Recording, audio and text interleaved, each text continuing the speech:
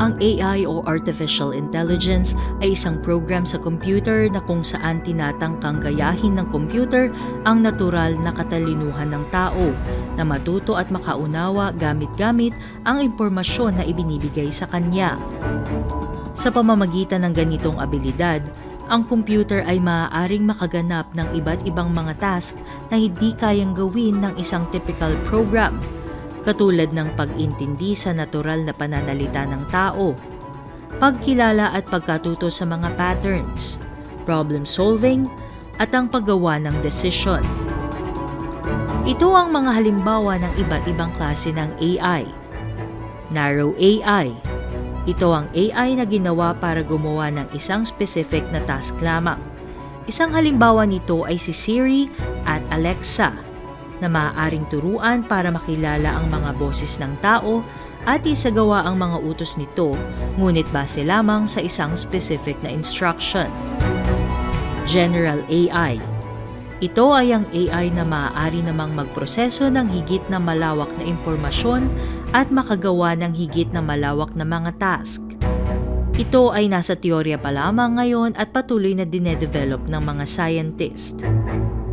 Super Intelligent AI. Katulad ng General AI, ito ay nasa teorya pa lamang, kung saan makakagawa ang tao ng AI na higit na matalino kaysa sa tao at may kakayahan na makahigit sa kapasidad ng tao na mag-isip. Sa kasalukuyan, ito ay isa sa mga mainit na topic na pinagtatalunan ngayon, lalo't may kapasidad ito na makagawa ng masama sa tao. Ano ba ang masamang maaaring idulot ng AI? Job displacement. Dahil sa daladalang abilidad ng AI na magaya ang function ng tao, maaaring itong palitan ang mga trabaho ng marami. Bias at discrimination. Dahil ang AI ay natututo base sa data na ibinigay sa kanya, maaari itong bumuo ng hindi tamang desisyon buhat sa data na ibinigay sa kanya. Privacy breach. Dahil ang AI ay kinakailangang mangolekta ng data sa pamamagitan ng iba't ibang channels, maaari itong gamitin upang i-breach ang privacy ng mga individual katulad sa pagkolekta ng personal information gamit ang social media accounts, websites o kaya ay sa pamamagitan ng mga security cameras ng private at public organization na maaaring makasikil sa karapatan ng tao. Security threat. Dahil sa abilidad na matuto ng AI, maaari itong gamitin upang gumawa ng higit na sopistikado na mga virus upang gawan ng masama ang mga tao katulad ng pagnanakaw ng pera sa bangko, pagnakaw at pagpeke ng identity ng mga individual. Economic equality.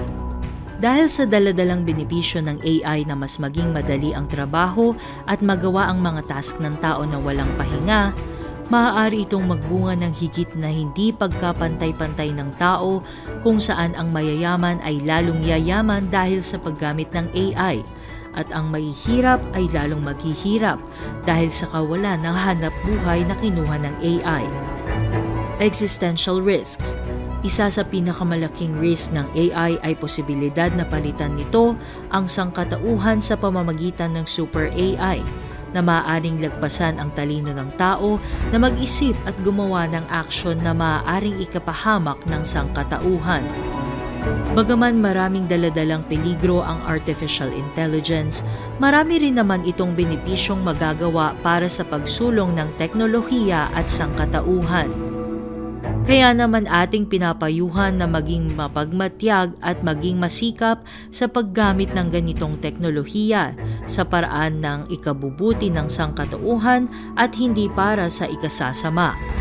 Dahil ating nalalaman na mabuti ang ibubunga ng anumang gamit o teknolohiya kung ito'y gagamitin para sa mabuti at magbubunga din naman ng ikasasama kung gagamitin ng masama.